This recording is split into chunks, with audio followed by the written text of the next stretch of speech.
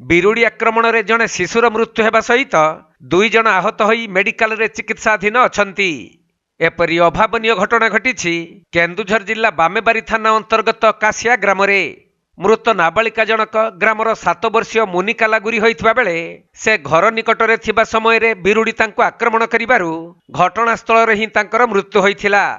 ସେହିପରି ଗ୍ରାମର ଅନ୍ୟ 2 ଜଣ ବିରୁଡି ଆକ୍ରମଣରେ ଆହତ ହୋଇ କେନ୍ଦୁଝର ମୁଖ୍ୟ ଚିକିତ୍ସାଳୟରେ ଚିକିତ୍ସାଧୀନ ଅଛନ୍ତି।